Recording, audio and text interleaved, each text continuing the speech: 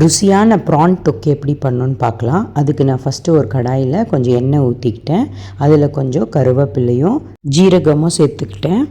அதுக்கப்புறம் நான் ஒரு 20 பல் போல் சின்ன வெங்காயம் எடுத்திருக்கேன். அதை இப்போ நான் இதில் ஆட் பண்ணி நல்லா வதக்கிக்கலாம். நம்ம வெங்காயத்தை நல்லா ப்ரௌனாக வரைக்கும் நல்லா வதக்கிப்போம். அதுக்கப்புறம் நான் ஒரு 3 பெரிய வெங்காயம் நறுக்கி வச்சுருக்கேன். அதையும் இதோடு சேர்த்துக்கிறேன். சேர்த்து இப்போ நம்ம வெங்காயத்தை நல்லா வதக்கிக்கலாம்.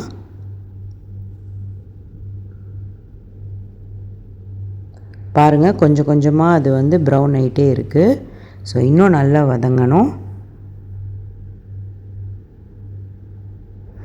சைடில் நான் ஒரு 10 பல் போல் பூண்டு எடுத்திருக்கேன். அதையும் நல்லா தட்டி எடுத்துக்கிறேன். ஃபுல்லாக அரைக்க வேண்டாம், பேஸ்ட் ஆக்க வேண்டாம். ஜஸ்ட்டு நம்ம கல்லில் தட்டி அதையும் இப்போ நான் இந்த ஸ்டேஜில் சேர்த்துக்கிறேன். பாருங்கள், நம்ம வெங்காயம் நல்லா வதங்கிடுச்சு. இப்போ நான் இதோட பூண்டை நல்லா தட்டி எடுத்திருக்கேன் கல்லில். அதையும் இதில் ஆட் பண்ணிக்கிட்டேன். இதோடு சேர்த்து நல்லா வதக்கிக்கலாம். அதுவுமே நல்ல பொன்னிறமாக ஆகிடும். 1 கிலோ ப்ரான் எடுத்திருக்கேன். அந்த 1 கிலோ ப்ரானில் இறால நான் கொஞ்சமாக சில்லி பவுடரு, கொஞ்சம் தனியா பவுடரு, கொஞ்சம் மஞ்சத்தூள், அதுக்கப்புறம் கொஞ்சம் பெப்பர் அண்ட் சால்ட் எல்லாத்தையுமே மேரினேட் பண்ணி ஒரு அரை மணி நேரம் விட்டுட்டேன். இப்போ அது எல்லாத்தையுமே இந்த வெங்காயத்தோடு சேர்த்துக்கலாம். சேர்த்து நல்லா மிக்ஸ் பண்ணிக்கோங்க. ஸோ அந்த வெங்காயமும் ப்ரானும் ஒரு 5 நிமிஷம் போல் நம்ம ஹை ஃப்ளேமில் வைக்க போகிறோம். அப்போ தான் நம்ம ப்ரான் நல்லா அதோட மசாலாவோட சேரும். இப்போ ஒரு 10 நிமிஷம் போல் மூடி வச்சு நம்ம இந்த ப்ரானை வேக விடலாம். நான் அதில் சைடில் ஒரு மசாலாவை தயாரிக்கிறதுக்கு ஒரு தக்காளி, கொஞ்சமாக கொத்தமல்லி, அதுக்கப்புறம் கொஞ்சம் காஞ்ச மிளகா, அதுக்கப்புறம் கொஞ்சமாக முந்திரி சேர்த்துக்கலாம். இது எல்லாத்தையுமே மிக்ஸி ஜாரில் போட்டு நல்லா பேஸ்ட்டாக அரைச்சி எடுத்துக்கிட்டேன். இப்போ இந்த ஸ்டேஜில் நம்ம 10 நிமிஷம் குக் பண்ணுறோம் இல்லையா, அதுலேயே இதை ஆட் பண்ணிக்கலாம். ஆட் பண்ணிவிட்டு ஒரு வாட்டி நல்லா கிளறி விட்டுருங்க.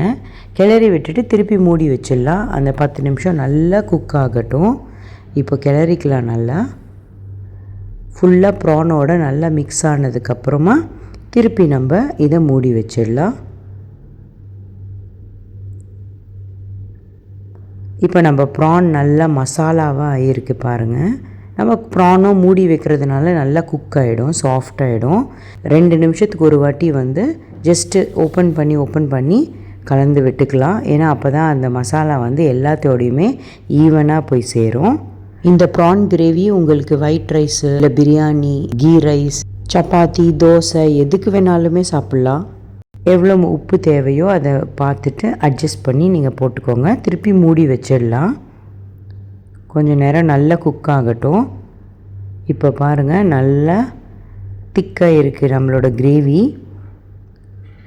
நம்மளுக்கு ஒயிட் ரைஸோடு நீங்கள் சாப்பிட்ணும், அப்படியே கிரேவி பிசைஞ்சு சாப்பிட்ணுமோ, இந்த ஸ்டேஜில் நீங்கள் கொத்தமல்லி தூவி ஆஃப் பண்ணிக்கலாம். இல்லை நான் இங்கே தொக்கு பண்ண போகிறேன். ஸோ இன்னமும் திக்கர் ஆக்க போகிறோம்.